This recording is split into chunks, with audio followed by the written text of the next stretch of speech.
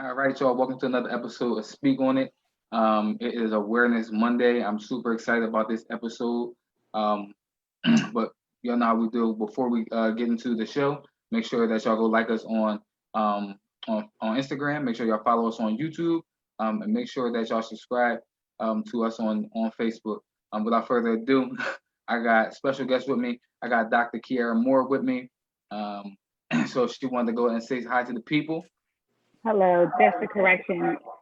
That might be prophetic, but I'm not a doctor. She is a doctor. Every time she But comes I on this am. show, we are doctors. But I am a licensed mental health therapist here in the state of Delaware, and I am the therapist at Kiera More Therapeutic Services. That is my private practice, but I'm also an on-site therapist for a middle school, and recently published author of a few therapeutic books for children, adults, and teens, and also for enterprising women. And although I treat everyone, family, couples, children, adults, adolescents, I do have a special place in my heart for health and wellness for Black women. So I'm super excited to be in the conversation today. Thank you for joining us. Thank you for having an episode with us, and congratulations on your book, Doctor. Thank you. I receive it.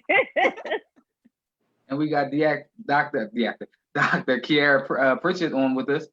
She wanted to go and say hi to the people. Hi, everyone. I just wanted to piggyback on that prophetic word. I receive it because I do plan on going to get my doctorate in the next, I don't know, maybe 3 to 5 years. I plan on it. It's nice to meet everyone. My name is Kiera.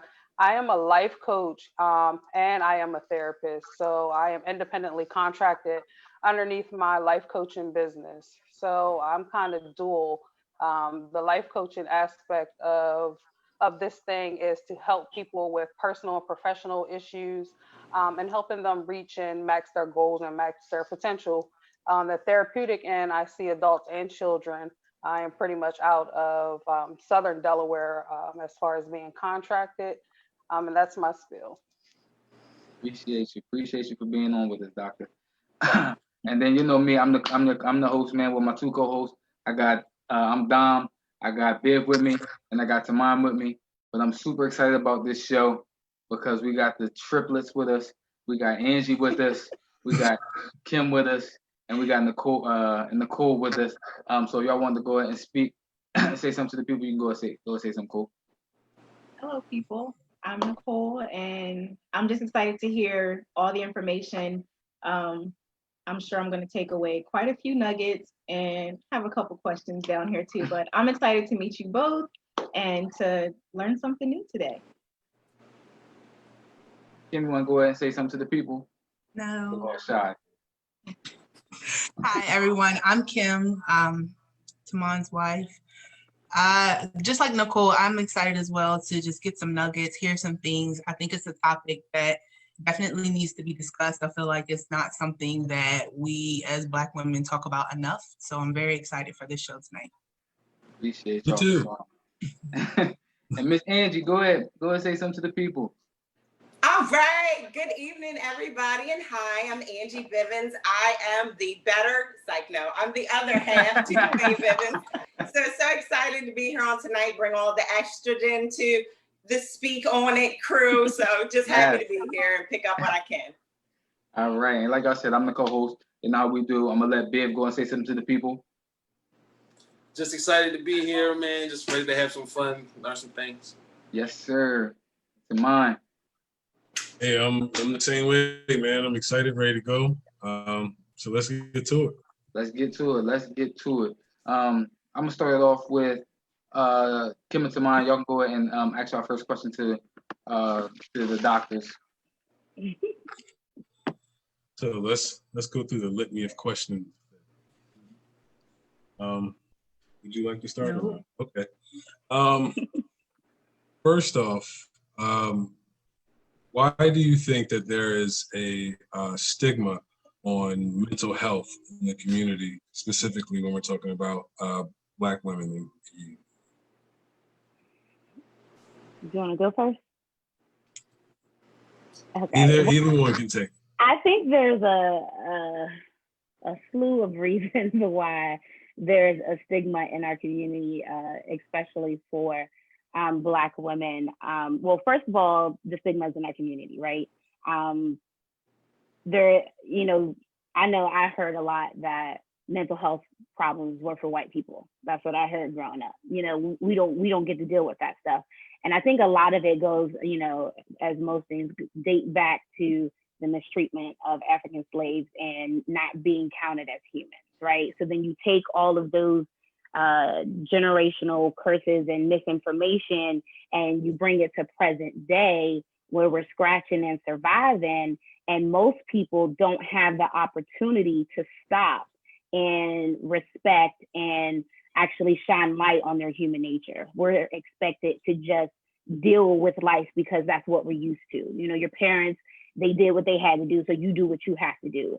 And that is taught. Those survival skills are taught, but how to express yourself, how to acknowledge what you're feeling, how to just give yourself grace to be human, those things are not as mainstream. And so I think that plays on why it is so hard for us, because it's looked at as a sign of weakness.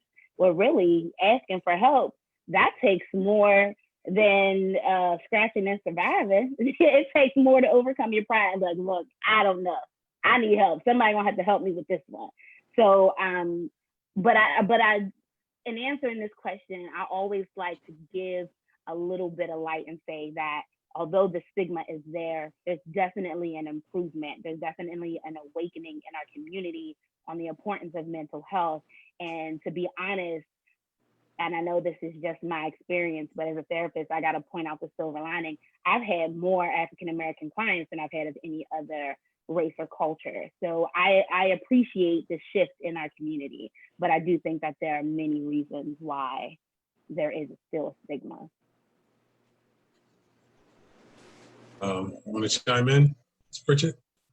Absolutely. Dr. Pritchett, I should say. Absolutely. I receive it over and over again. I think anytime we talk about the Black man or the Black women, history is involved. And just us having a history of being one of the most mistreated human beings that we have on this earth, who do Black women tell their problems to? And once they've already tried to tell their problems before getting to therapy, they've been broken, or someone has told their business, so they're not very trustworthy. We lack that sense of trust, especially with a total stranger. I think that really ties into the stigma, how things have always been, us getting into this state where it's like, who do I trust and with what? How much can I say? Is this going to backfire? I have actually witnessed myself. I think every therapist should have a therapist, honestly. And I have had experience with being a part of therapy. And when I expressed that to someone I was working with, I was judged off the bat for even going. So having had that experience, I was kind of taken back as a therapist that I'm trying to get help as well. And when I need the breaks or when I need someone to get my stuff off my chest, and I had to explain to my boss at the time, this is why a lot of Black women or Black people in general do not want to go, because of, the way we are made to feel when we're trying to talk about it. But I bet you they got one. And that's the part that frustrates me, because that was a requirement in grad school. Every therapist should have a therapist. So to be judged for acknowledging your human nature, doctors got to go to the doctor. You know what I mean? Dentists have to go to the dentist. Otherwise, who's going to help them? So it should be no different for us. But I totally agree. And I want to piggyback off of something that you said, like the idea of trust, right? It is so hard for us as a culture and community to trust when mistrust and abuse has been our history. And children, after a certain age, it really takes a lot to develop a relationship with a child for them to be able to open up. And if you aren't taught from a child how to express yourself, how to acknowledge your feelings, what you think 30, 40 years of secrets held dear and near to your heart, how you think you're going to get that out, right? And then also cultural differences also play a part where, as therapists, we're mandated reporters. And if you don't understand Black households, sometimes there's a lot of stuff that can get misinterpreted, right? And so I think that's another reason why Black women, Black people are a little hesitant, or a lot hesitant, when it comes to seeking therapy. Definitely.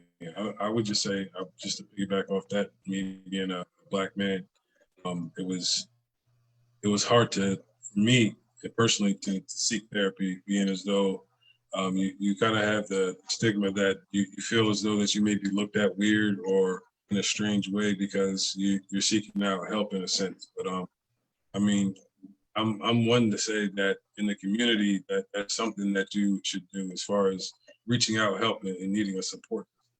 And part of that is having someone in a professional field that can understand some of the things that you're going through, and culturally having someone that's looking like you, they can understand it a lot more than those that don't. And believe it or not, there are a lot of us out there. And even in Delaware, there's a lot of us out there. So there's enough for everybody. And you don't have to have a mental health illness, right? So to speak, to seek therapy. I tell people all the time, if you need help figuring out life, if you need help with a decision, if you just need somebody to process things that you're dealing with, quarantine is traumatizing to everybody. COVID-19 has traumatized us all. Everybody needs a therapist just from this pandemic, okay? On top of racial injustice, on top of whatever personal experiences that you may have, now more than ever, everybody needs a therapist, because we have to be able to process this so that we can move forward in our life and not just continue to just carry baggage of things that, you know, if we had someone to talk to bring clarity into our thoughts. Sometimes I tell people, just listen, because I need to hear my own self. You know, I have to hear my own thoughts so I can see, okay, girl, now you've been a little irrational, or that makes a lot of sense. Let's go forward with that. Just being able to bounce what's going off, you know, just having someone there. And then you may find that when you deal with your current circumstances, that you might want to go a little deeper because things are more clear to you. So you don't have to have a mental illness to seek therapy. You can just want to go for personal growth. I don't have a mental illness. That's why. Which I love what everybody's saying, but I do like what Dr. Pritchett said, which talk about like a life coach. And I look at it in that aspect. When you're dealing with something, you need a mentor or a coach or somebody to help you with that, help you coach you through life, or help you mentor you through a situation. And that's how I view therapy and coaching and the doctors and something like that. A doctor just really coaches you with your health. You know what I mean? Or dentist coaches you on what to do with your teeth. You know what I mean? And gives you some pointers on what to do. And that's what you guys do with in your profession. You coach and you help people and mentor people through situations. So I definitely like what everybody's saying about how we need us as in our professions. We need somebody else also to help mentor us and help coach us as well. And I'll just say with Dr. Moore, I guess we're going to keep this doctor thing going.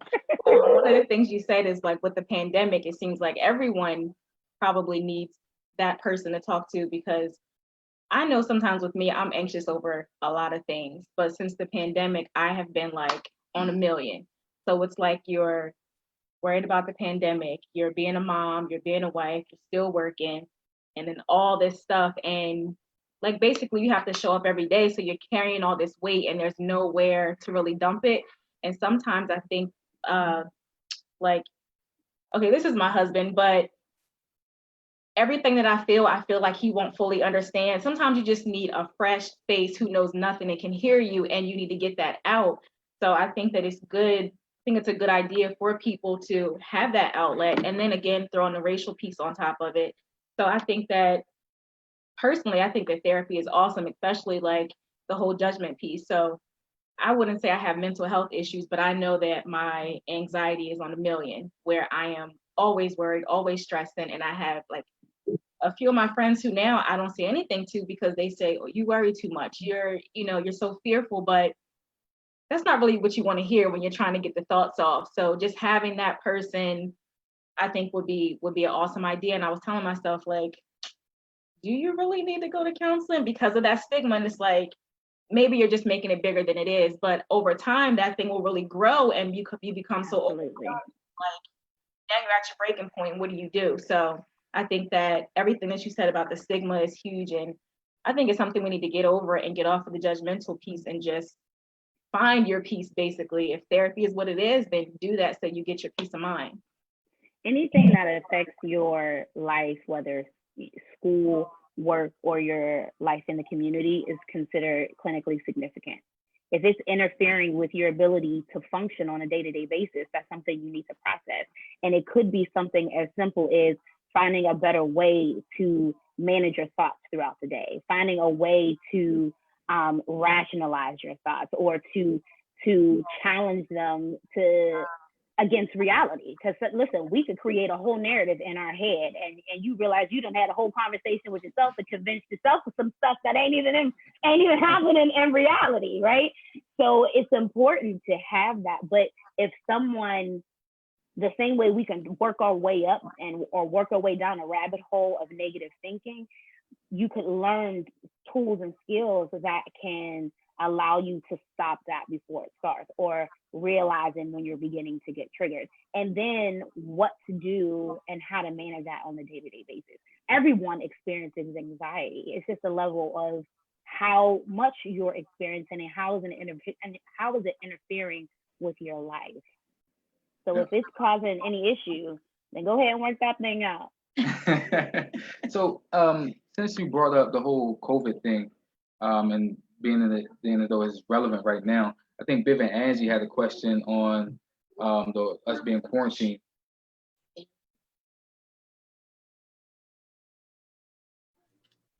Yes. So, quarantine, gotta love it, right? Can't leave anyone in the house ever. But my question would be, as far as mental state, and hey, Kiera Moore. Hey, I was waiting for the opportunity to be like, hey, girl. I know, right? I'm so sorry. Hello, other Kiera as well. And side note, I want to punch the guys for putting two Kieras on at the same night, but we love you guys. So my question is, during quarantine, it's hard to get out of the house. I know prior to quarantine, I did a lot of like self-help stuff. Like I'd go get my massage. I'd, go spend a day shopping, whatever it could be that Dwayne did or didn't know about. But now that you can't leave the house, what can you do to help your own mental health when you're stuck at home and, for safety reasons can't leave? I love it. Dr. Pritchett, you wanna go first? Absolutely, because that's my thing. Whether it's the quarantine, a major life crisis, anything that you have going on in your life, if you don't have a plan of action, you are in trouble. So when it comes to the quarantine, of course, everyone is trying to take care of themselves the best way they know how. But I've been highlighting with clients who feel like they're going out of their mind, they can't deal with their kids, is to start planning. We in America have overcome so many distressing times, so many major life crises that we have overcome together, and that has brought us closer together. What better time than now to do self-care and to journal, and to write out your 5-year plan, what you want your life to look like, what you need to be working on mentally, physically, emotionally, and actually putting those small steps into play. Because it takes a little while to break habits, it takes a long while to change. So while we can't be going here and there, that is the perfect time to just start working on ourselves within by developing a plan and working that thing out. I would say when it comes to the self-care part and trying to take care of yourselves, I've been telling the parents, like, listen, everybody needs to be on the schedule. A lot of parents, and I knock on wood, I've been a little bit flexible with my kids, just from working from home. letting them kind of do their own thing, but they need to stay on a schedule. They need to have, me and my kids have clear conversations about what it is being an adult versus being a kid. What does stress look like in the life of a kid? What are you guys stressed out about? Finding out what's going on with them, what makes them happy while they're in the quarantine, and just separating them. This is your time where mommy's not going to bother you, mommy and daddy is not going to bother you. These are the things that you can do, and teaching them my healthcare stuff. They understand it's a certain amount of time. When I have something up on the door, that's my self-care time. That's the time where we need space so that we're not upset, letting them know, how it feels when mommy makes you upset. Well, this is why mommy's getting upset. So that even exchange, getting them lots of hot baths, lots of prayer, lots of meditation, and lots of communication. What better way than the quarantine to really pick up the phone and, call that family member that you had that drama with while you're trying to work on yourself, or reaching out and starting that business that you wanted to start, or creating that group. All those things count right now for quarantine when it comes to trying to find a plan and getting yourself together and keeping yourself together and staying busy. Absolutely. One thing that you said that I think is so important is that if we as adults are struggling with the quarantine, and we have, so of course, how much control we have over our life has been limited, right? So imagine how the children feel when they have absolutely no control of what happens on their day-to-day basis. So I think that what you said was, absolutely amazing.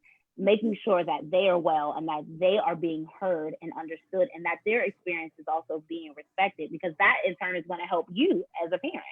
And, in the beginning of quarantine, I know there was a lot of back and forth on who felt like, some people were saying, like, my attitude was do all the things that you said you wanted to do, but didn't have time to do. And some people are like, no, just rest, or just, we're in a quarantine. It's rough on the body. It's rough on your mental health. All of that is important. You do need to rest. You do need to manage your mental health, but you also can utilize the time to do those things that you said you wanted to do. I published 4 books during the quarantine. One of them I wrote 7 years ago, and I've been saying I was going to revise it, and I revised it during quarantine. The other one I've been sitting on for 5 years, and quarantine just allowed me to do those things because I've been on the go and didn't have a chance to do it. That was my way of taking care of me. That helped me. Once they were published, though, I still had a whole lot of time left. So then I'm like, okay, I'm very much a people person, right? And so I'm struggling. And any major change in our life can be grieved, right? So I grieved the loss of my schedule. I grieved the loss of my normal life. I grieved my hectic schedule. You know what I mean? I just grieved those changes because I didn't have control. So I started looking into things when I started to feel a little down, feel a little foggy. What are natural ways? I can't go to the gym. I can't get my massage. I can't go get my nails done. A whole lot of things I can't do that I considered me time. But I had to stop focusing on what I didn't have control over and redirect my thoughts to what I could control. I could go for a walk. You've been saying you ain't have time to go to the gym. You can walk, and that's free. So I did a lot of walking. I listened to a lot of audiobooks. I found ways to calm my spirit. So what will work for you is going to be individualized to what you need. But also, when we are working on our emotional and mental state, there are certain things that are going to give us a chemical boost. I can't say no one. I don't enjoy exercising, okay? But I can't deny the increase in endorphins and dopamine that my body feels when I exercise, because that's a natural chemical release of endorphins. So emotionally, I might not be where I want to be, but I still got a little bit of a break from that emotional state because my body is feeling a little bit better. If I'm eating well and putting the right things in my body, I'm going to feel better. So there are physical things that you can do that will bring about a boost in your overall body and brain chemistry. So finding what works for you. I created a list in the beginning of quarantine so that if I didn't feel like it one day, I still had other options. Because for me, an idle mind is not healthy. I can't just sit around and be bored. That's a trigger for me. And so I had to have a plan, like you said, Dr. Pritchett. I had to have a plan of things that I could do when that time came.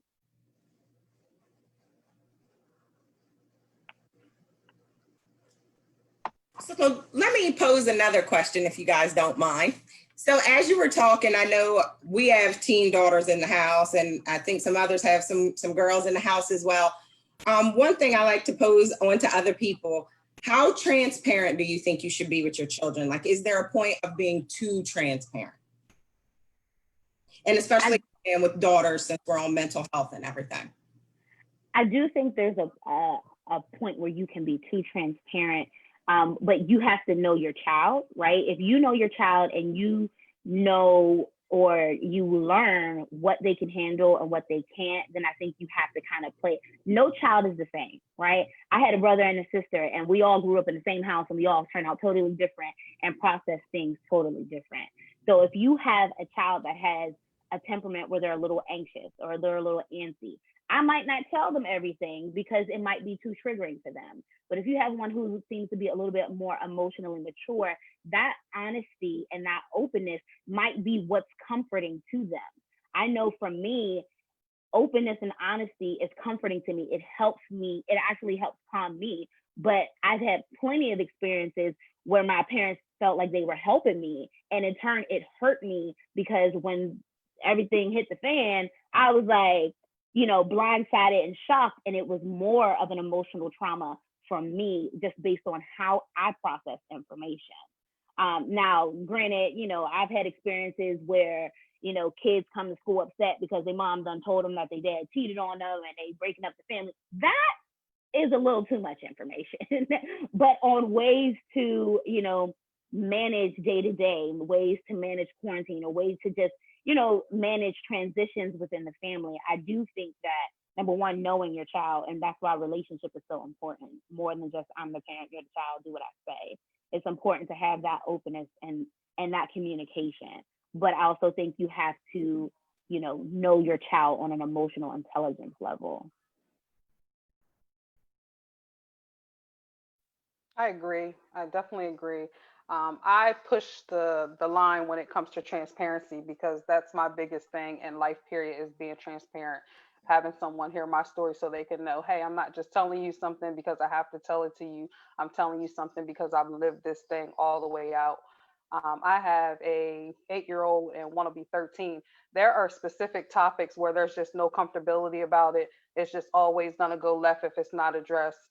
So it depends, like she said, each to each his own when it comes to parenting and knowing your child. I think that on an intellectual level where they can comprehend, because there are things out here today that well, let me back up. A lot of parents think they know their kids and they have no idea. I mean, if I've had middle school kids on heroin at this point. So there's no conversation that really needs to be shied away from. You may just have to break it into pieces depending on their age group. Things like when it comes to suicide, that's something big right now. We should be checking for adults as well as our teenagers that are in the home. They are bored out of their mind and they are more susceptible to the social media sites, to their phones, where all these different conversations are happening about their parent. And if they're seeing their parents struggling at the same time that we're in an information age where everything is right there. I would prefer to be the individual that talks to my kids about everything they can possibly hear. The important part about talking to them about strong topics such as suicide, depression, and anxiety is making sure they're processing it and making sure they can regurgitate that information back to me so that I have a clear understanding that they understand. And I also explain to them when it comes to them spreading information, because they're like little baby counselors. If counselors and therapists have kids, they become that. I explain to them also to be mindful when they talk to their friends about the things that we talk about, because some parents are different and everyone can't handle that information. Absolutely. I agree. And I agree 100%. Those topics should be discussed. I guess I took it a different way. But absolutely. I'm in a middle school, and some of the stuff that they're dealing with, they really shouldn't be, but it's just the reality of the situation. And a lot of parents do believe that their child is totally innocent and has none of this experience until something major happens. And being open, like you said, a lot of parents don't believe it's their child. Being open to the idea that as they are growing and making decisions for themselves, they may not make decisions that necessarily reflect your parenting. Okay, some of the ones who come in and make the biggest fuss at school, their kids is the one that's wreaking most havoc. You can't record them, but sometimes you just be like, I need for somehow your parents to see how you're behaving so they can understand. But I also think that most of that behavior is a cry for help.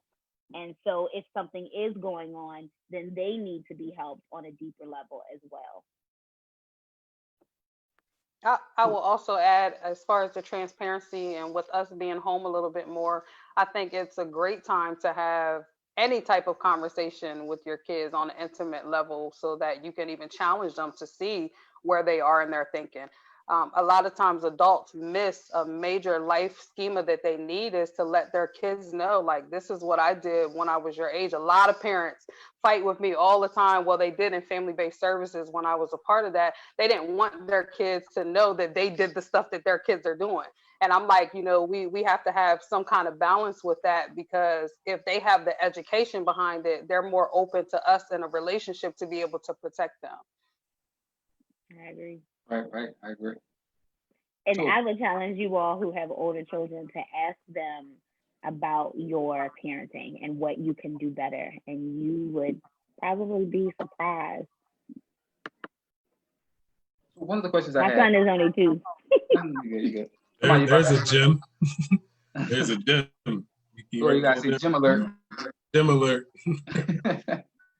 So, one of the questions that I had for you guys is, what role do you think society plays on the mental health of a woman? That's a loaded question. Well, I think there are a lot of messages that society has put out, right? And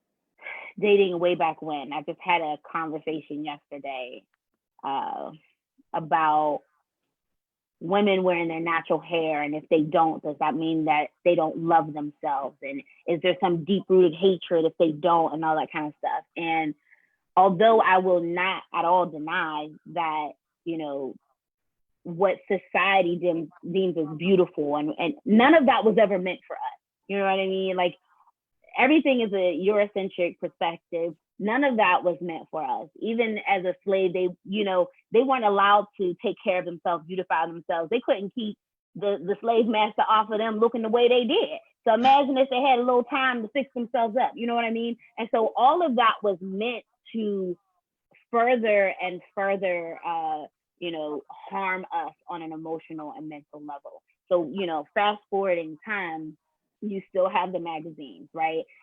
And messages that are being created. When there were a couple messages I remember, like, you had to be, if you were white, you had to be really skinny, right?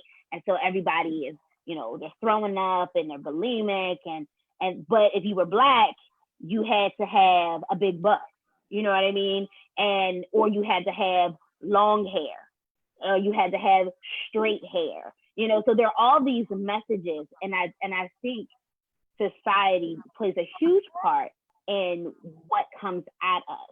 But now, obviously, that I'm older and that I'm in this helping space, I try to make it my mission to be able to ignore those messages and create more of an intrinsic and personal view of self, right?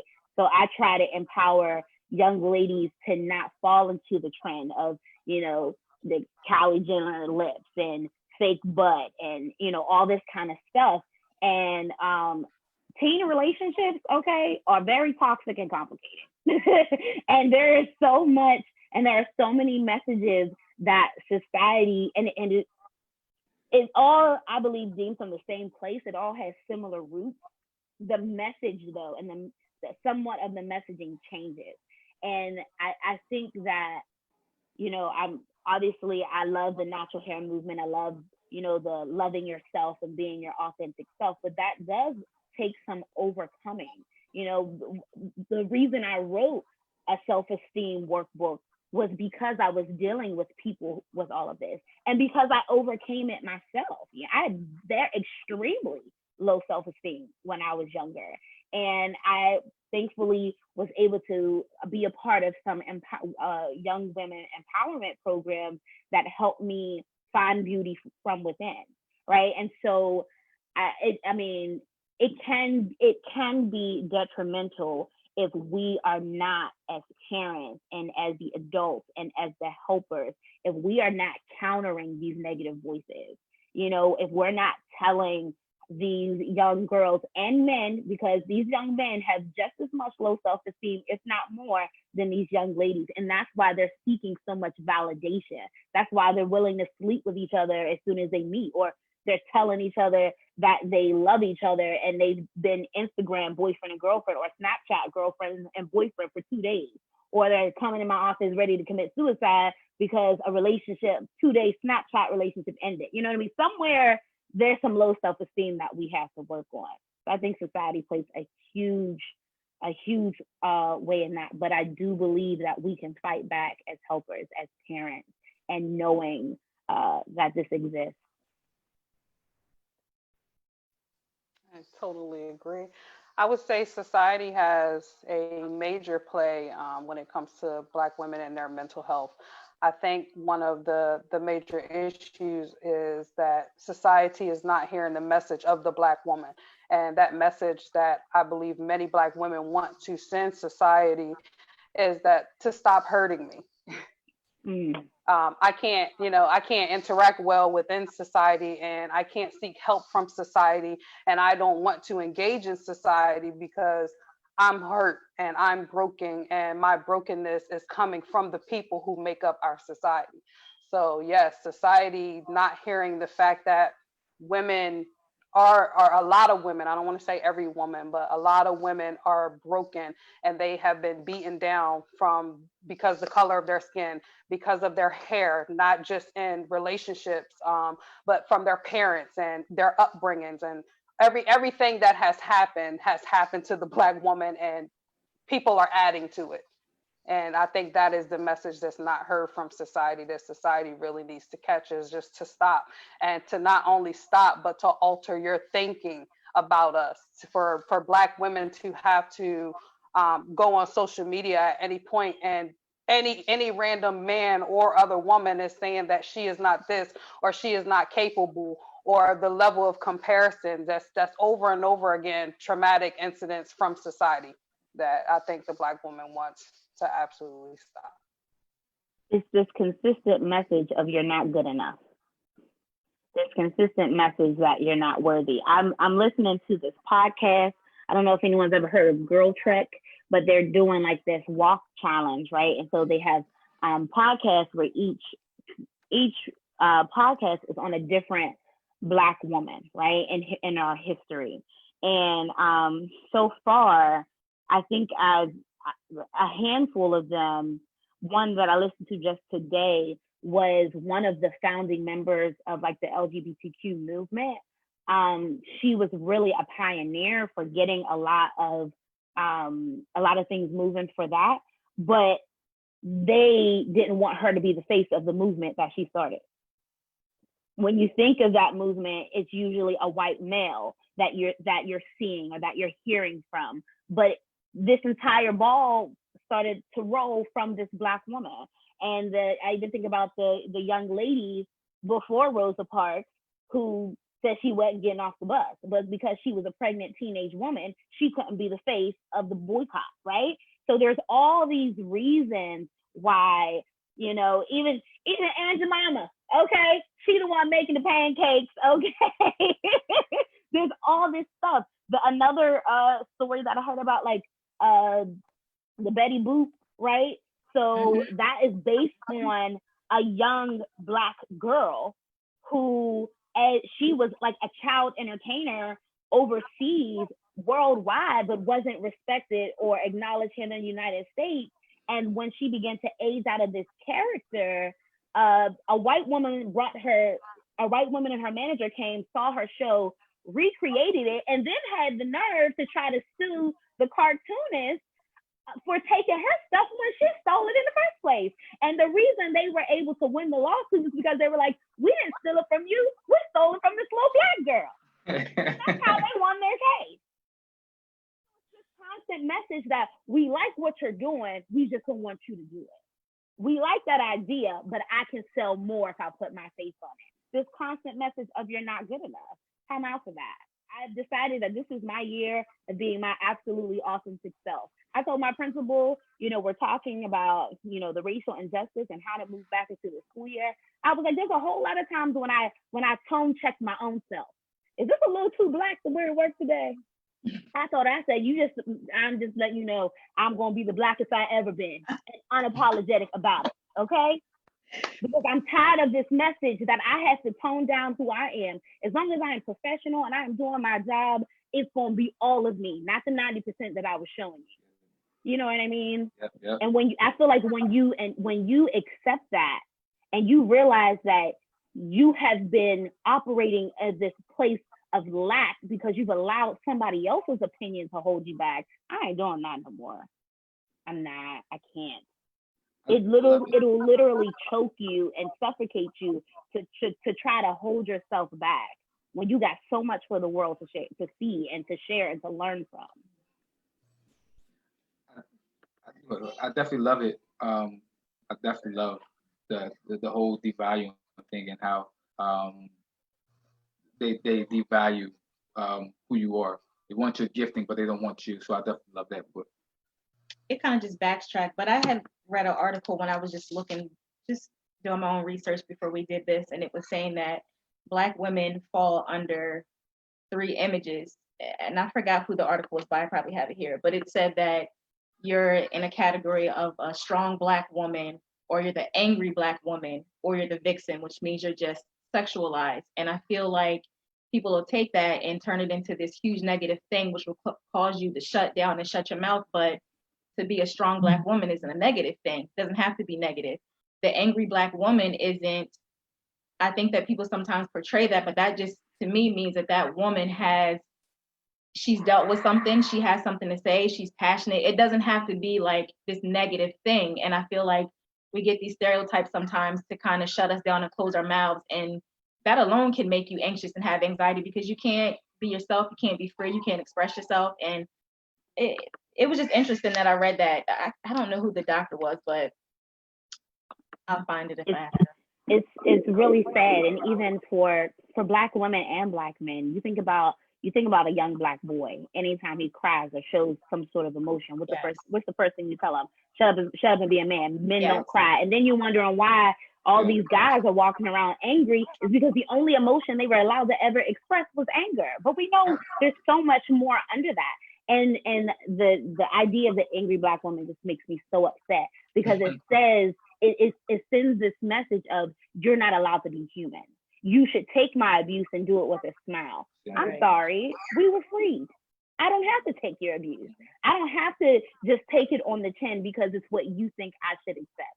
You know what I mean? I think that idea that we can't be human, and even the strong Black woman, I don't like that either. A couple of years ago, my mantra was take off the cape. I'm not being Superwoman. I watched my grandmother die from it. I watched my mother be sick trying to be everything to everybody all the time. No, if you want me, honey, you could pay me. I do accept most major insurances. I will not give of myself everything and have nothing left and be left empty and broken because I wanted to give to everyone and had nothing left. I'm not doing that. My cape is gone. I'm not trying, and that doesn't mean that you can't survive, that you don't do what you have to do, because you still do those things, but you do it with a different mindset. You know what I mean? Like you don't do it because you have to. You do the things because you desire to do them. And if you don't desire to do them, then you have enough of a healthy boundary to say, no, thank you, I'm not available. One of the things that come to mind when we talk about devaluing, since we talk about sports a lot on Speak On also, is I think about comparison with the WNBA and the NBA and how they devalue those women because they don't pay them what they're worth. They don't treat them how they treat the men. They don't have viewership or sponsorship like the men do, but they play the same game. So to me, that I look at that and I say they want them, but they don't want the face of them. You know what I mean? They want their skills, they want their talents, but they don't want to pay them what they're worth. They don't even pay them a fragment of what they pay men. So when I look at something of how they devalue women, we were just talking about it the other day, is they don't pay the WNBA women the same or put them on the same level that they do men. When the only real difference is the athleticism. Women work a little bit harder to me in their game than men do. They are more skilled to me than men are. Fundamentally sound, they are more skilled to me than men are. But they don't want to pay women on that same scale that they do as men. It's unbelievable. Is it true that that one of the NBA players paid the entire WNBA salary? Yep, he can. So one person can pay the entire salary of the entire WNBA based off his contract, and I bet you he still had money left over. Talking about Devalued, but producing the same product.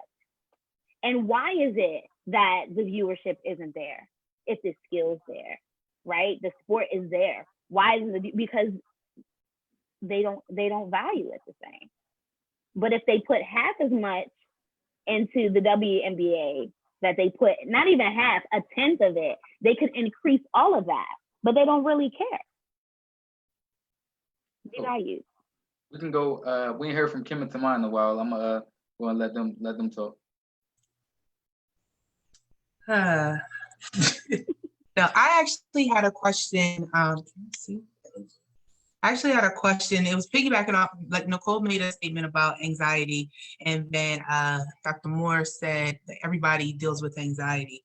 That's something that in my adult life, I'm noticing more and more now within myself, that I have these, I would say, I guess, anxiety attacks, dealing with different health issues and then everything that's going on in the world today. And then with me having kids, I'm worried about them. So with my health issues and things, I'm more so not worried about myself, but I get anxiety thinking about what would happen with my kids if something were to happen to me. So what tips or points or anything that you would give to someone who is now starting to deal with some anxiety issues? You want to go first? I know I talk a lot, so I don't want to dominate. I do too. That's why I'm chilling. I would say everything is about a change of perspective. You know, how you view something is a totally big deal. When it comes to anxiety and kids, I always tell people this: my kids are not my number one most important thing in this whole wide world. I'm sorry, I know that's like a single mom quote, and that's a thing out there that I'm so super strong for my kids, and they're all that matters. They're the air that I breathe. My kids are not. My kids are not, because I know how overprotective I am. I know how the means I have for their life. So if I don't take care of me first, I know my kids can be in a position to suffer much more, just based off lack of support and different things like that. So when we're talking anxiety, yes, we all experience anxiousness. It's an assessment that tells whether or not you need to take your treatment to another level, or you need a specific type of treatment to help you with your anxiety. Because there's a big difference from us having periods of anxiousness and anxiety and panic attacks. Panic attacks, if you're feeling panty, like you can't breathe, like the room is closing in on you, that means your anxiety has already lifted to a level where you probably need to sit down and figure out what's going on with your body, mentally, emotionally, and physically on that aspect. But back to what I was saying, as far as taking care of myself first, because if I lose my mind, I hear a lot of Black single mothers, and I can speak from that because I am one, that's like, we grinding, we chasing a bag, we trying to get in there. You on your way 6 feet under with a heart attack, a stroke, and you are so stressed out, you can't fathom anything you're supposed to be doing as an adult, as a woman, or as a mother. So stand back and stand down from those things and take care of yourself first. If you need to seek treatment for anxiety, just as you're getting treatment, explain that to your kids. Even if you don't want to tell them I'm getting seen for my anxiety, do you know what anxiety is? Do you have these experiences? Let mommy and daddy know if you ever come into the feelings of XYZ based off of you talking to your provider. Another tip is I am big on planning and I am big on journaling. When we are, someone once wrote, when it comes to anxiety, it only means this: you're way too far ahead in life in your future, focused on your future, or you're stuck too far in your past that with those two things going on, you are not present. You've been going and you've been going and you've been going and you've been going, and your oil is steady draining out, and you're gonna go, eventually what happens when there's no oil in that engine? It's gonna blow. And that's how we are. We take on so much with being mothers and you guys being wives and everything that we do in the community with work. You have to have that level of self-care in dealing with your anxiety.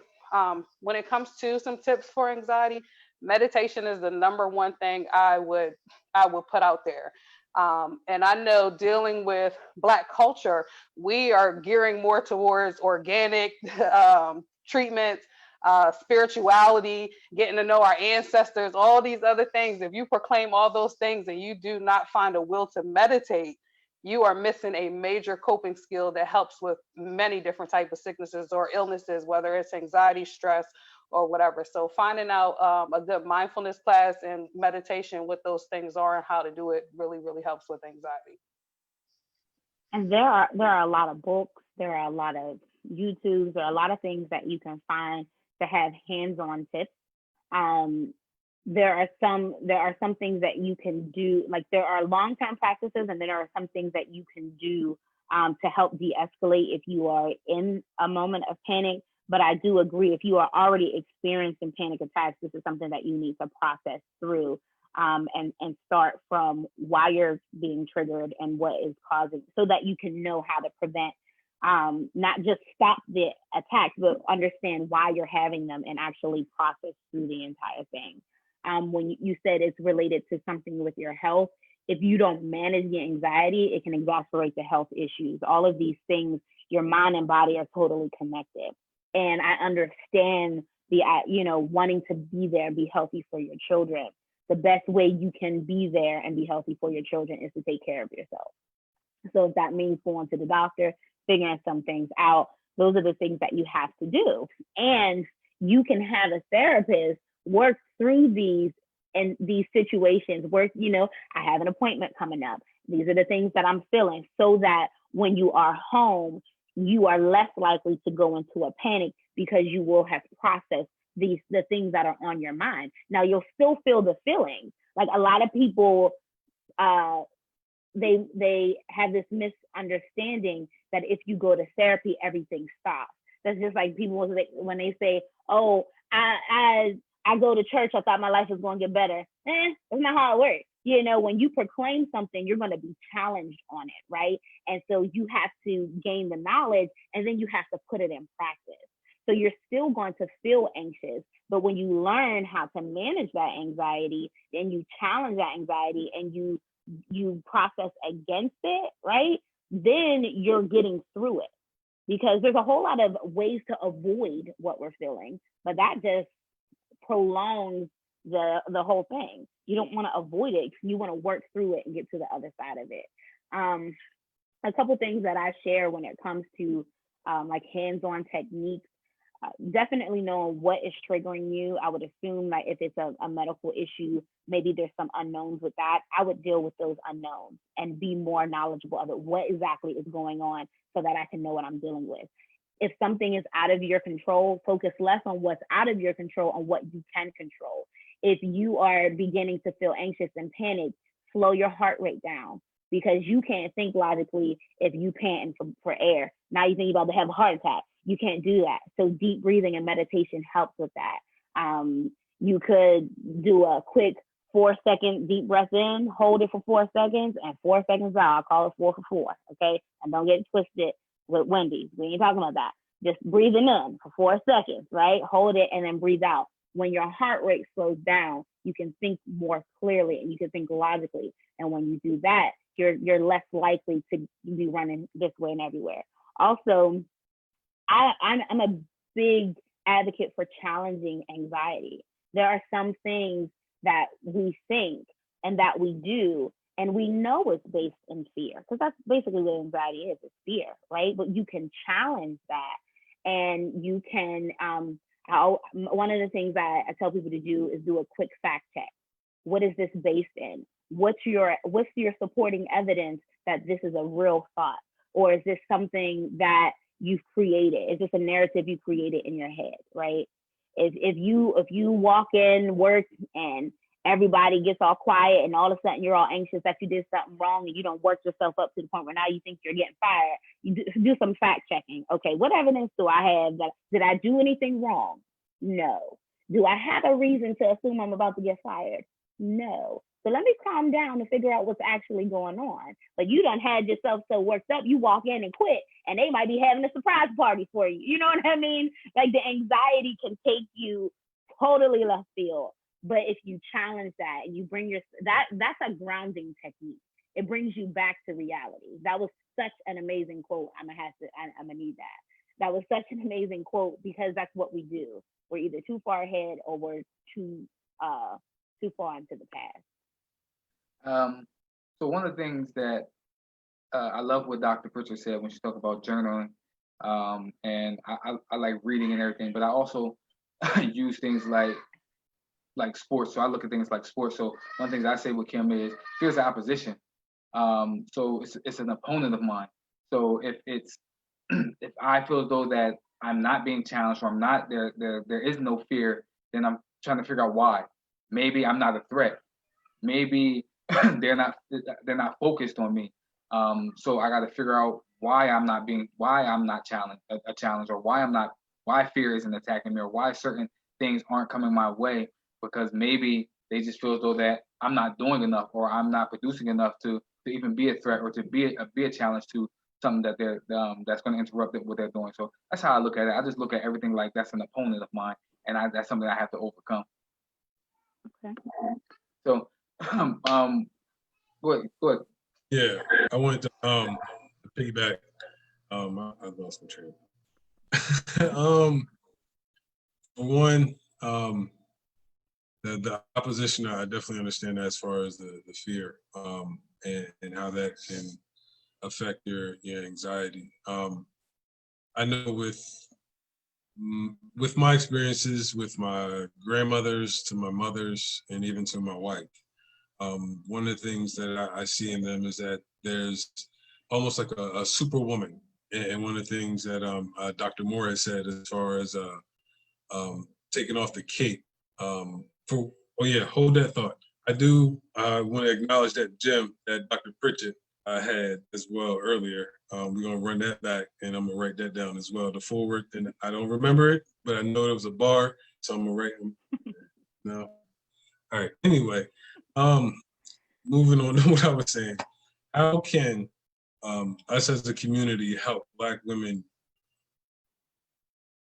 go through, I guess, the not the stigma, but more so of the superwoman? Like, how can we as men, or as a community, help them to where they don't feel as though they have to be superwoman in a sense? I'm gonna go direct, since you said men in there. I'm gonna go directly for the Black male too. First, I've experienced a lot of male trauma, a lot of Black male trauma. But I will say one of the things that has saved my life is the Black man educating me. When the Black man had to sit down and say, maybe you don't have a man because you're X, Y, and Z this way, or you're overly strong, or helping me to see the things I had a blind eye to. Highlighting a lot. I've been talking to a lot of Black men lately, because they have been having it out for us as Black women. I guess they are about fed up with what we got going on, and I totally understand. I'm not a part of that group. But having that support and that being very forthcoming, sometimes you got to let women know what it is. And we respect that, maybe not right away if we're going off or if we're overwhelmed, but whatever way you can get that message to us that we need to hear to highlight what we're doing wrong. We're gonna at some point, we're gonna, if we try to fight it, an immature woman is gonna try to fight it, but she's gonna have that conversation and piggyback off someone who's gonna have to tell her, girl, he's right, you're wrong. But us hearing from the Black man directly, I state that just personally as a Black woman and just based off what I've been hearing lately, having that support from you guys and telling us like, listen, I'm noticing this about you. A lot of Black men have been saying lately to me when it comes to family-based services, all she do is yell. Yelling at the kids, now you yelling at me. And sometimes when we're upset, we're yelling about something that has nothing to do with what we're yelling about at all, because we just carry that much of a weight. Being the type of man that assists women, even if, and I know I'm ready to walk on thin ice with this, but every woman is not trying to get another woman's man. Sometimes I do really have 2 kids and I got 36 bags of groceries and I just need a helping hand. So if you're in the act of or out and you see something that you can do or you could help or pull over with your significant other to help that single mama or that woman that looks like she's struggling, then do that. Playing those little parts means a lot. Ooh, that's such a loaded question. Go ahead. Piggyback off of that, because that's kind of tied into one of the questions that I had, is how does the presence or lack thereof of a male, how does that affect, or how does that help or hurt the mental aspect of a woman? So, in any allyship, like, you know, I'm having a lot of conversations about race and all that kind of stuff. In any allyship, number one, you have to respect the experience, okay? If you deny what I'm experiencing, you can't help me, right? You have to respect the fact that this is what I am going through. This is my experience. It's not your experience. We may have an experience as a Black race, but it's not necessarily your experience, right? We have, you know, that Superwoman mentality says be everything for everybody all the time, right? And doing that, it's, the technical term for that is called overfunctioning, okay? Anytime something overfunctions or goes too hard or too fast, it malfunctions. So we are operating in this state of overfunctioning, and then we end up malfunctioning. Now we're not able to take care of our mental health, or we're not able to address the things that are going on with us, whether it's mentally or physically, because we're doing all of these things, right? So and overfunctioning happens for a lot of different reasons, because I'm definitely type, if I ask you to do something and you don't do it, I'm gonna do it myself, right? And so then that's just another layer of things. And I'm learning to no longer do that, because what happens is you get so used to doing everything that you stop asking for help. And if I don't ask for help, then you're gonna automatically assume that I don't need help. Then I'm gonna resent you for not offering help, and you thinking everything's fine. If we get in a relationship and you never wash dishes, and I'm always doing it just because, you know, I'm just trying to make myself look like something or whatever, if I'm the only one washing dishes at first, then you're gonna think I'm washing them because I want to. You know what I mean? And then 5 years later, you have this big argument and you talking about, well, you don't ever wash your dishes. Well, I thought you liked it. You know, who likes washing dishes? But that's how we think, right? Because I had a concern that I didn't communicate. And then you had a thought that you didn't communicate. And so now we have this miscommunication and I'm over functioning. But when I step back, when my cape is off and I'm like, look, I got some new healthy boundaries. These are the things that I'm willing to do. And these are the things that I am no longer over functioning when you are a well and capable body and you can help, right? So whether it's helping with the kids or doing more at home or being an emotional support. And I understand sometimes brothers want to help, but sometimes we just need a listening ear because we've been ignored all day long. And I don't want you to fix it. Maybe not in this moment. I just want you to support. I just want you to listen. I want you to be an ally. Just be there for me because I've been there for everybody. Be my person. That's good. That's good. Viv, Angie, y'all had another question? I do. So earlier, one of you touched on it, but I wanted you, if you could come back and talk a little bit more about it.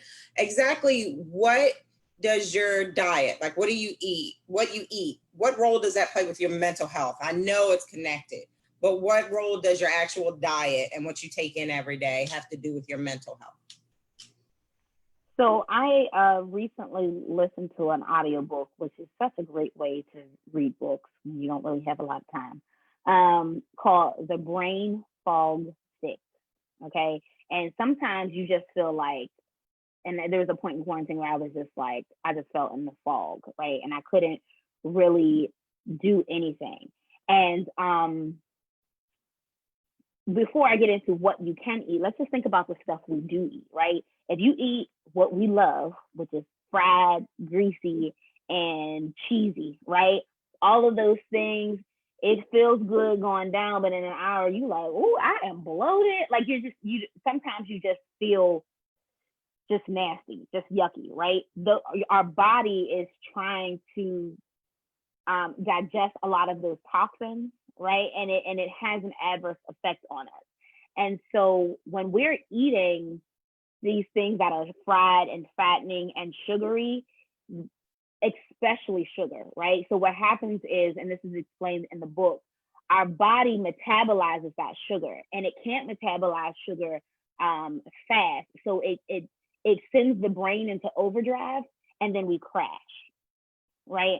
So if you've ever seen a kid high off sugar and they're running around, and next thing you know, they fell asleep, they had a crash. Or if you're like me and you drink a lot of coffee, then you crash because your brain metabolized this sugar and it was too much for it, overloaded it.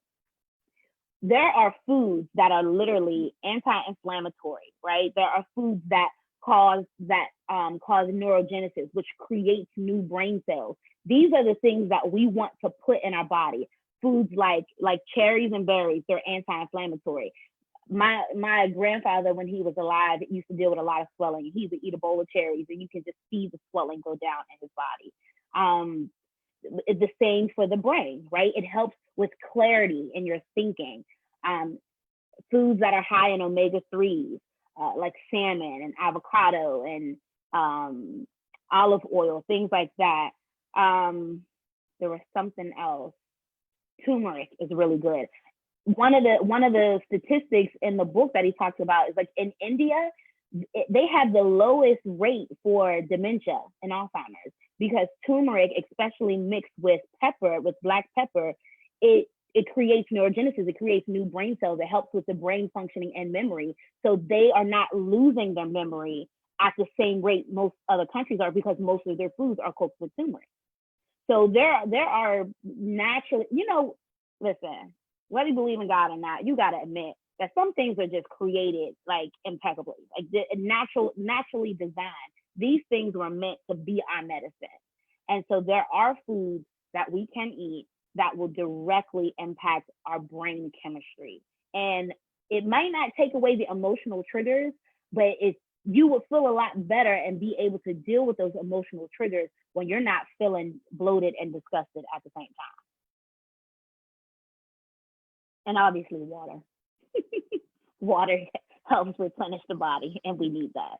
So If I could add to that, it's not just what we eat, it's why we're eating too. mm-hmm. When we're talking about the Black woman and her mental health, binge eating is something that I have a history with, and just struggling with my weight my entire life brought me to say that is why are you eating? Or we emotionally eat. We eat when we're hanging out with our girlfriends because most likely we got to get back to our kids. We're on the time schedule, so we couldn't travel that far out. So the best thing we can do is sit down really fast and eat that type of food and drink whatever types of drink. So making sure that we are very, very mindful that our guts are like our minds. Our gut, the gut is the second mind. So whatever you put into it, you are what you eat, literally. So whatever's going on there is going to be affected. And another thing is that sugar is equivalent to crack.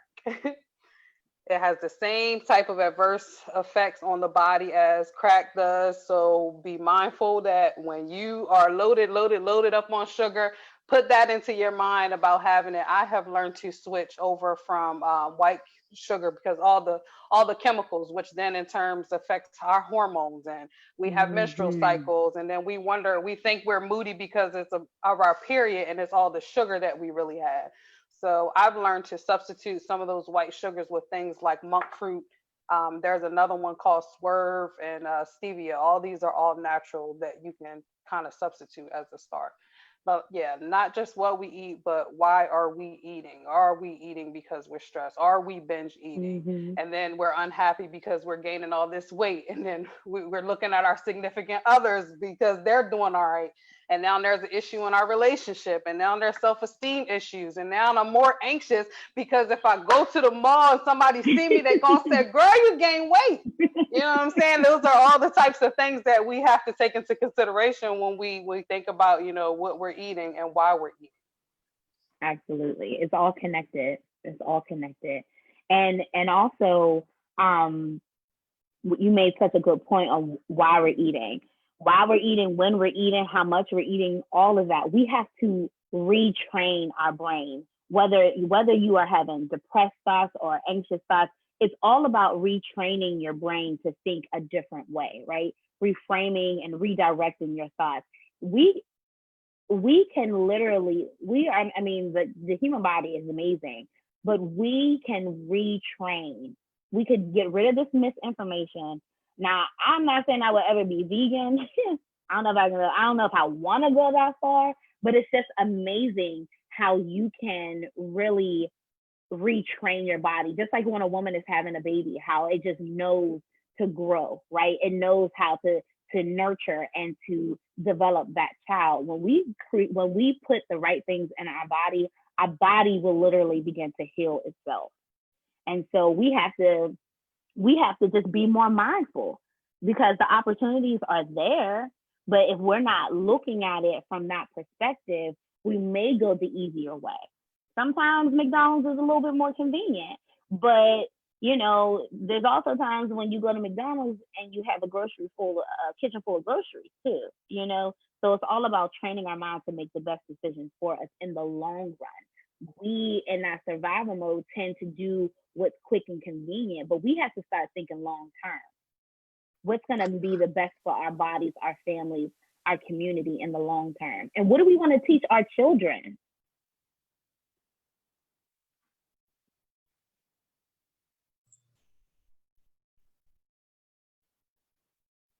It's not convenient for the McDonald's in the long run. It's not convenient in the short run. I went to McDonald's the other day. Fries went up to almost $3 for a medium. I ain't gonna hold you. I was pissed. So I definitely. Yeah, they don't even got a dollar menu for real no more. No, they really don't. They really don't. So we need to go. We need to find some better solutions as far as eating is concerned. And man, wish there was fast food, healthy vegan. Right. No, not vegan. Because vegan is like no meat. I don't know if we can go all the way that far. I can go like 75%. That's about it. Well, even in the book, they were saying use the 80-20 rule. 80% of the time, eat healthy, eat right. And then you can indulge 20% of the time because, we are humans. If too much of anything ain't going to work, right? We don't want to overdo it. So if you make a point to eat healthy Monday through Friday, then you can enjoy now I ain't saying binge now, but you can enjoy your weekend, have a nice dinner or, a cookout or something like that. But also when you're working a lot and you don't have time, you better find you a meal prep day. That thing will save your life. Then that way you can eat healthy and you don't have to use convenience as an excuse to not do what's best for you and your family. Dom, you got anything? It's funny, my doctor, when I went to see her maybe last month, one of the things she said, because she was helping me with my weight loss journey, and she said, at least one meal a day, have one vegan meal a day. So that's like, it helps me because I don't think I can go full throttle vegan because I do love meat, but I do know just cutting out that one meal, it actually helps me. And she also said that having your heaviest meal at lunchtime was really, really helpful. So like tonight I'll have that, what did I make? Zucchini and squash, which I'm actually excited about, but it just makes me feel better. I sleep better. I don't feel sluggish like you guys said. So all that about the food is, I mean, that's on point, because when I'm just eating any old thing, number one, it messes with my mental because I'm already trying to lose weight, and now I'm eating this food and I'm beating myself up like, you did it again. It's just a mess. So maybe you guys can try one vegan meal a day, Tamon. Baby steps. And I know it's Hey, I'm with that. You with that? Sure. That's That not a wasn't legit. convincing. That's not at all. So I'll try to lead the way on this one. I know this about women's mental health, but I just wanted to insert that I did do a 21-day vegan, just no meat, because I was having issues with like not mental, like mental health, but just retaining information sometimes. So I cut out meat and bread and sugar and stuff like that, and then you would be surprised how much it helps your thought life. So I definitely agree with what you eat does affect your mental life. Besides the fact that he slimmed down so much in them 21 days, and I was like, whoa, I better just step make it you up. mad. Yes. We don't have it easy in no way. No. But you know what? And you think about the reinforcement that you get when you accomplish something. You feel so good, and you want to recreate that feeling. But sometimes we allow that one-time accomplishment to just be that, like a one and done. If we continue to set these tangible goals, then the more we do and the better we feel, the more we'll do. I had my son 2 years ago, and honey, I blew up. Okay, like to the point where I couldn't fit none of my shoes. I mean, stuff was just crazy. I gave away so many pairs of shoes, but I kept 3 pairs of shoes, and I said, "Oh, I don't care what I have to do. I'm gonna get back into these shoes." And I would every so often try to put my foot in, and I'm like, "Oh, I can't even put it in it." Okay, I'm gonna keep going. Quarantine, first couple weeks, I was like, you know what? I had all this mommy guilt from working so much. I was cooking every day. I was doing all kind of stuff, baking cakes. And then I was like, no, this is taking me away from my goal. And I started walking again. And that was like back in April. I wore those shoes on Sunday. And let me tell you, not only did I wear them, but I wore them comfortably, but I could jump a little bit at church. Okay. I said, oh, thank you, Jesus. And the feeling that I got, that reinforcement was like, keep going. So when I want to be like, nah, your birthday's coming up, let's go test out chocolate cake recipes. That's my 20%. But I'm going to stay on task and still do the things because it gave me a reinforcement to keep going. That's the motivation that I needed. Find that motivation and keep going, because starting is the hardest part. But if we keep stopping, then we got to keep starting again. So just keep going.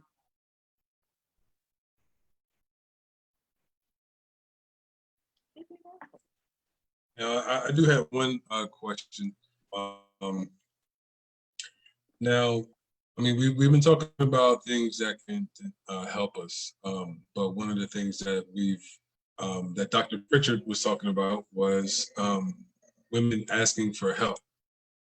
How do you think, or what steps do you think that women can take to actually reach out as far as asking for help when we're talking about therapy and feeling a trustworthiness with therapy?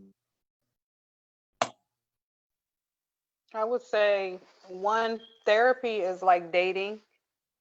So a lot of us are just super impatient. We don't want to take the time with anything in our life, which is why we're most likely anxious, angry, and depressed. Understanding that everything in life is a process. But to find a good therapist is to go dating and to make sure you're comfortable with that person. You can't be frustrated when those first couple sessions don't go the way that you're not feeling it.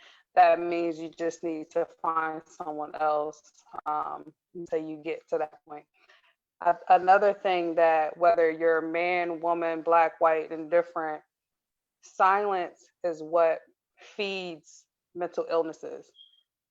Sending that message out to every person that we can no longer sit silent about our struggles, because everything that we think is so hidden, people see right on us, and they know we're not keeping it real, and they know we have these masks on. And the reality about life is that at some point of time, you're going to need a therapist because you need to talk.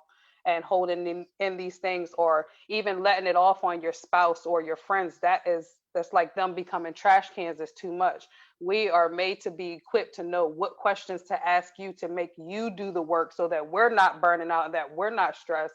So that's why we are the experts in talking.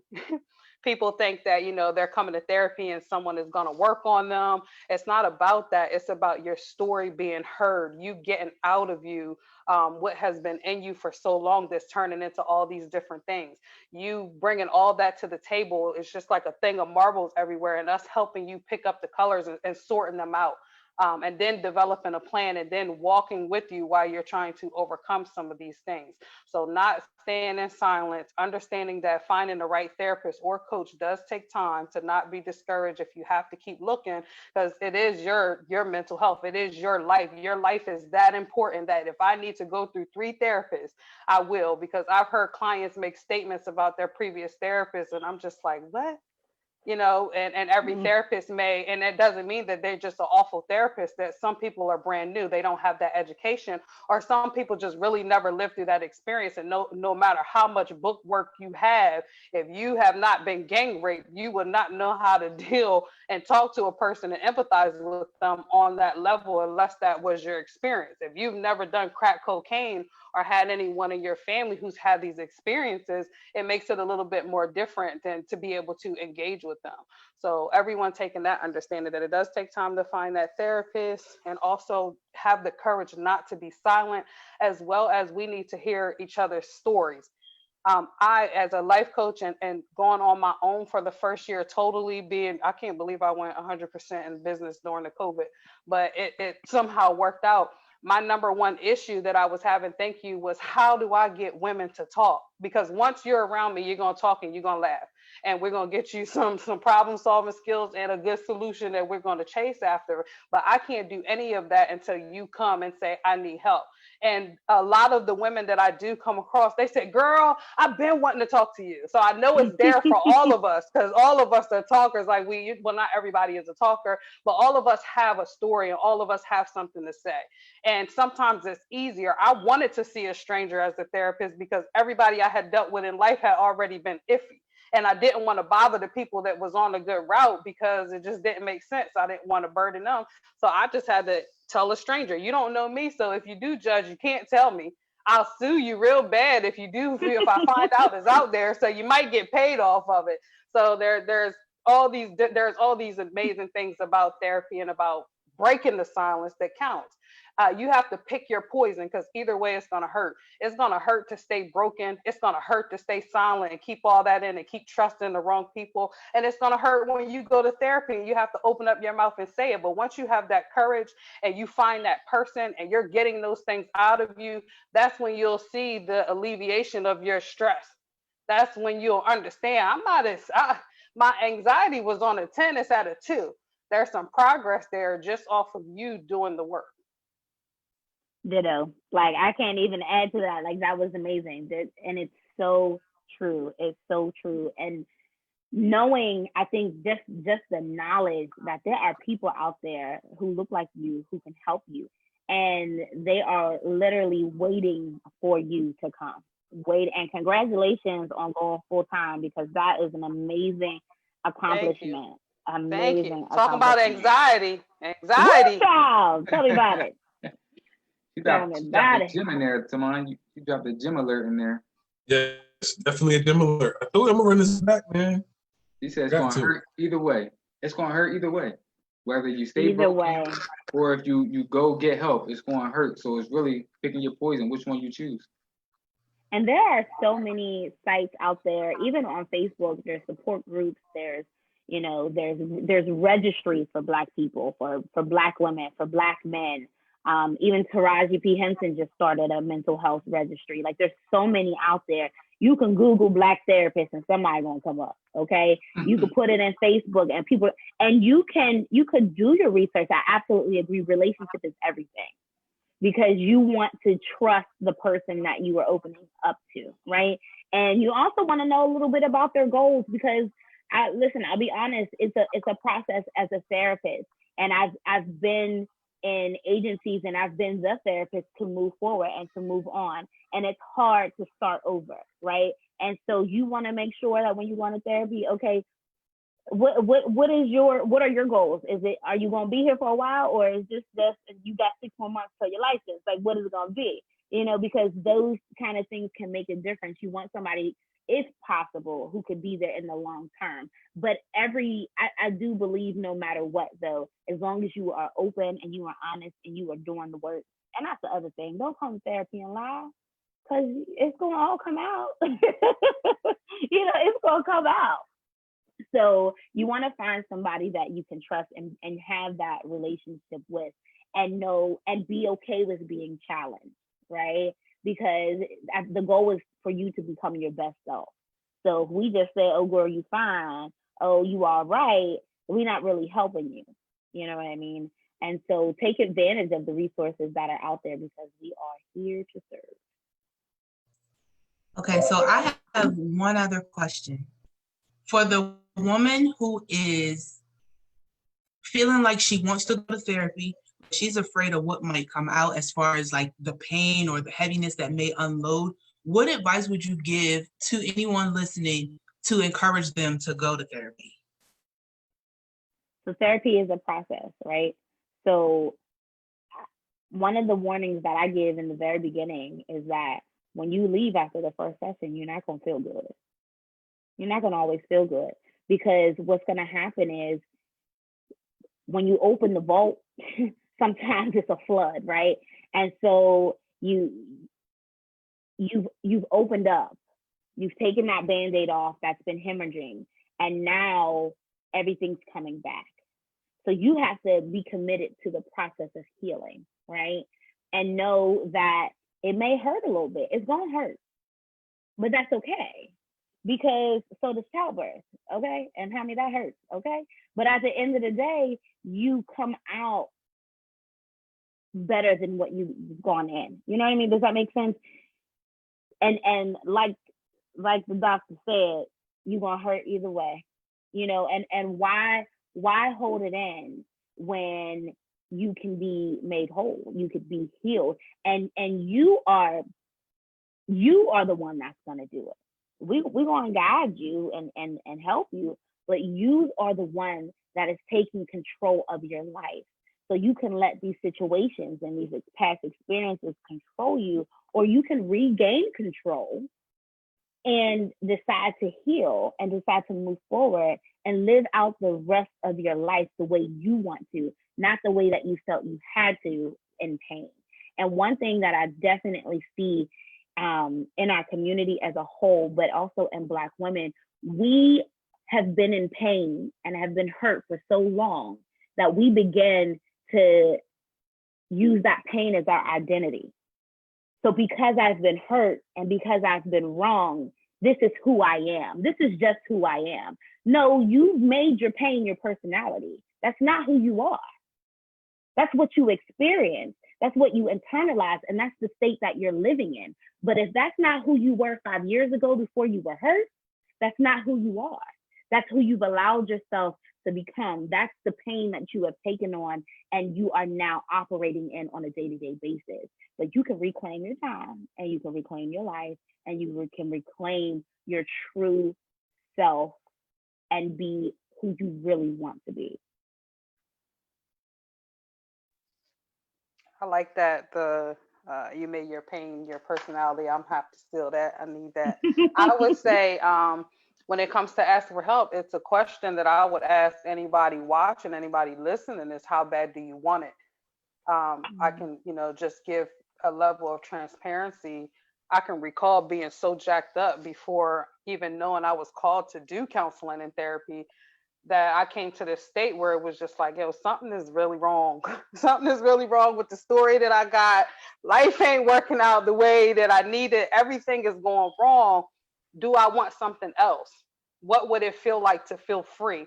What would it feel like to be somebody totally different than I am? So to watch that process of transformation in my own life stem from the question, how bad do I want it? Am I going to continue to suffer to the point where every time I see this person, I'm so triggered, I can't think straight, I'm shaking, I'm agitated, my moods are up and down, the kids is being cussed out, the family members is being cussed out, I'm giving 5% in every area of my life. When is enough of how I'm feeling and what I'm taking myself through?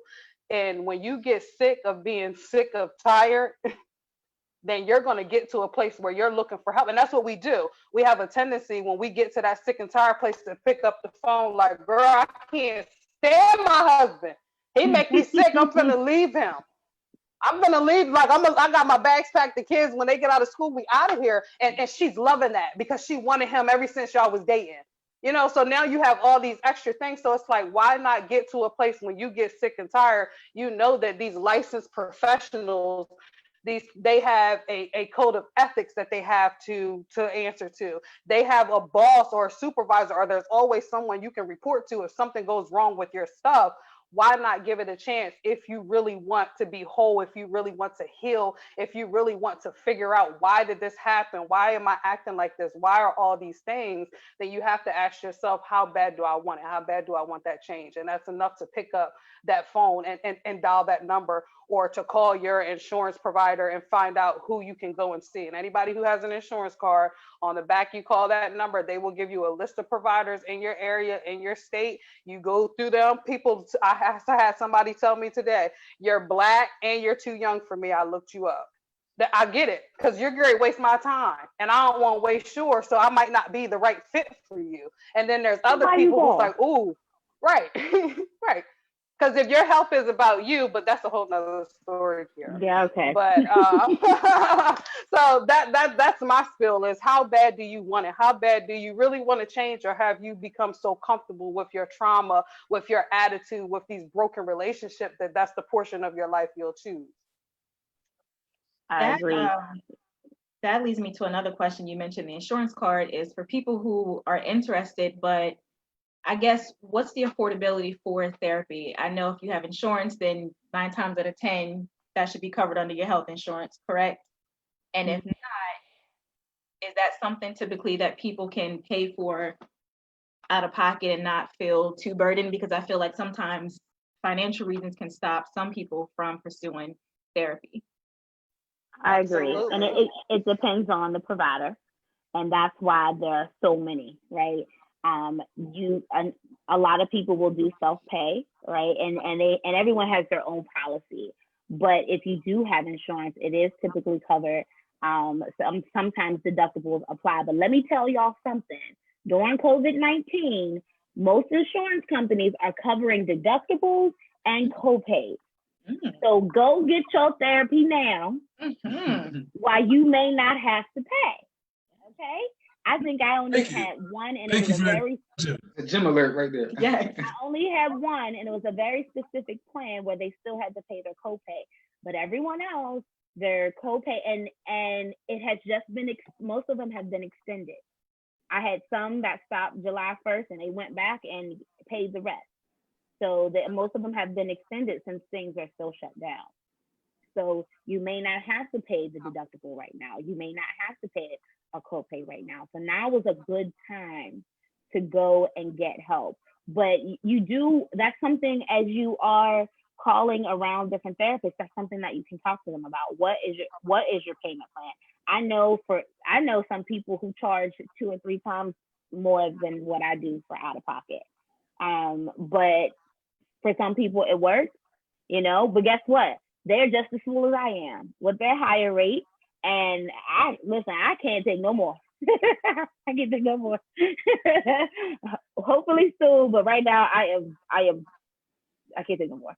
And I've been making too much wiggle room. But there are people out there, and I have actually know some people who are totally self-paying. So it's all about, those are the questions that you ask. That's what you look up when you are researching your therapist. And that's the money part is kind of why I started a coaching program, as I am on my last 100 hours of supervision to sit for my LCSW. So that's just a clinical license for social workers that allows us to diagnose on our own and to be able to run a full and private practice. So that's why I'm independently contracted. I do still have someone who supervises my notes and to make sure that I'm in compliance. So I started a coaching program which is to help you move forward. Therapy kind of goes backwards, helps you find the root of the problems, get some interventions in there, sends you on your way with an understanding. The coaching part helps you once you have that understanding. Now you're ready to move forward. Now you want to be this superwoman, this amazing woman who has balance, who is in a new career, who is going back after, to work after having a baby, all these things. I came up with a coaching package where I have monthly subscriptions where you get 3 sessions for $99. Even with insurance, you're paying out of pocket $120, $140 at the minimum, $90 when it goes through your insurance, and you're still responsible for your copay. So coaching works as well as therapy, and sometimes it's a little bit cheaper.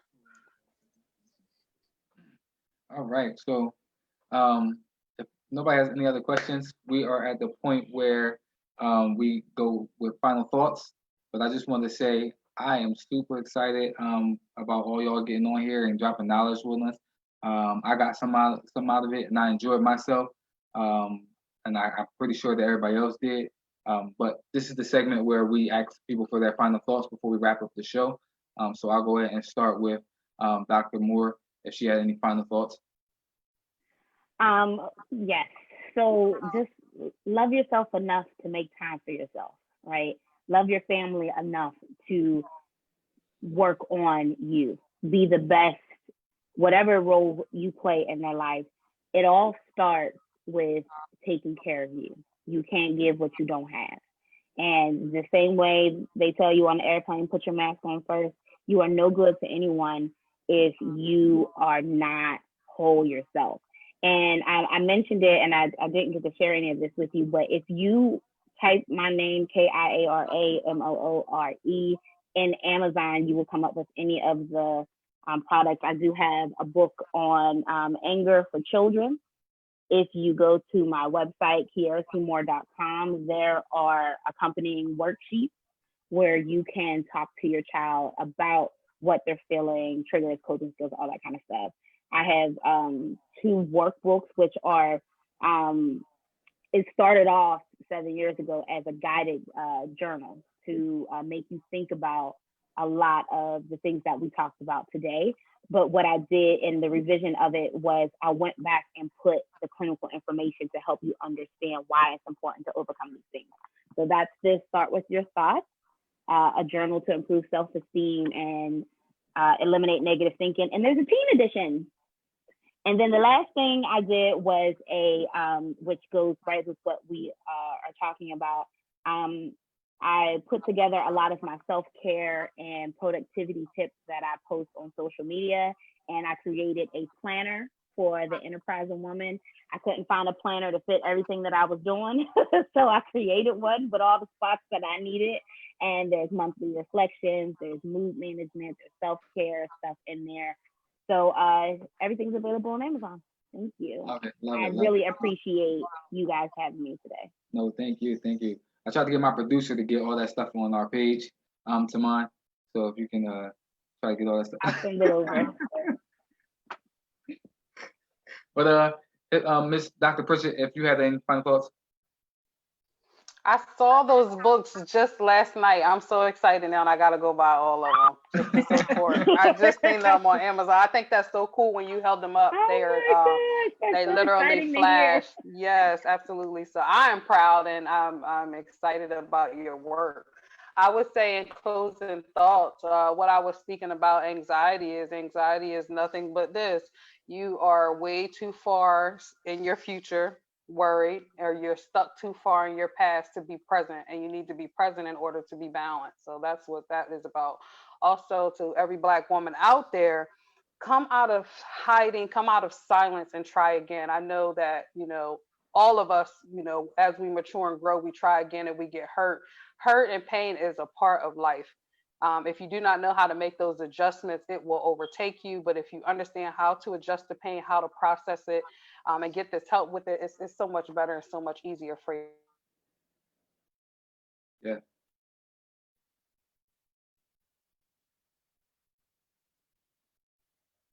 I think she got cut off.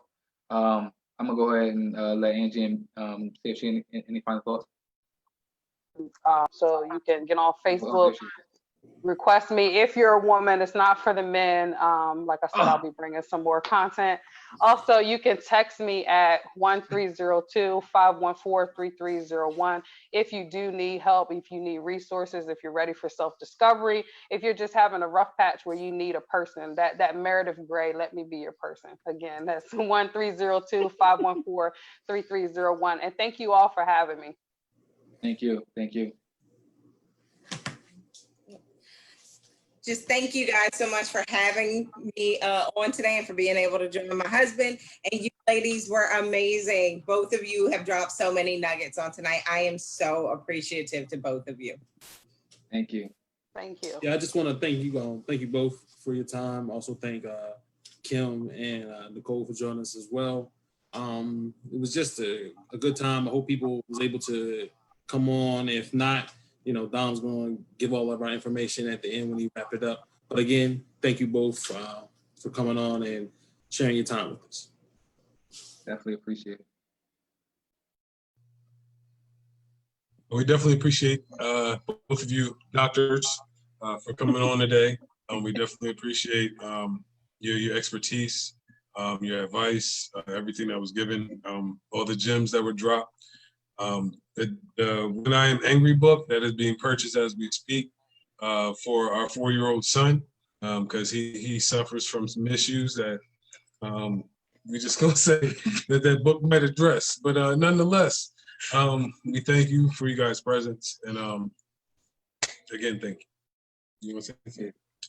Thank you both. I know for Kiera Pritchett, it was a little short notice, so I really, really appreciate you both coming on. Yes. It's going to be a blessing to a lot of people who hear it. It was a blessing to me. I can speak personally. So I just commend both of you guys. Congratulations, Kiera, on, I almost slipped there. Congratulations on going independent and everything. And I wish you both the best of luck with everything. Thank you all. Thank you. And thank you. Now I know it was about women's mental health, but I got so much from it. I mean, just as a man, and how certain things impact my mental health as well. So I definitely appreciate you guys for definitely coming on and doing the show with us. Got anything you want to say or wrap it up? Just like everyone else said, I appreciate you guys being on. I'm grateful. I got a lot of nuggets, took some notes. You guys confirmed a lot of things and encouraged me in some particular areas to move forward with whatever it is that I need. So I'm just happy that it was here. I'll probably be watching it again just to capture the rest of the nuggets, but I'm grateful that I was able to hear this conversation. Yep. So my final hold on, Dom. I still want to thank Angela and Nicole for coming on today as well, for supporting us. Thanks, and my lovely wife, Jeez, can I get to it? So my lovely wife, Kim. We definitely. Man, you almost got murdered, bro. You almost got murdered. I felt the look. I felt the heat. Like, wait a minute, are you leaving me out? No. Best for last. What is happening? Let me find out you still bossy. I apologize. I've been working on myself, and that's why I need y'all. That's why she just got the book, the anger book. That's why she got. She's really for her.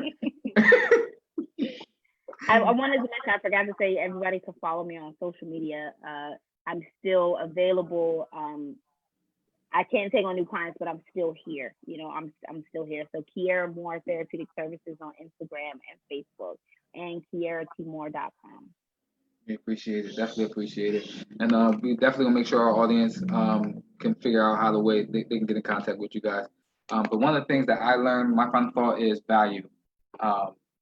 Don't what value do you have on yourself? You know what I mean? Because once you realize what your value is, nobody else can tell you what your value is. So that's one of the things that I took away from this conversation. And that's one of my final thoughts is just, how do you value yourself? What value do you place on yourself? Because once you figure that out, nobody else can tell you what you're worth. So that's what my final thoughts is. Figure out what your value is, so nobody else can tell you what your worth is. So that's our show. If you want to or you enjoyed this show, please follow us on our Facebook. Make sure that you go to our Instagram page, follow us there. We are on Spotify. And please subscribe to our YouTube page. But until then, speak on it, y'all.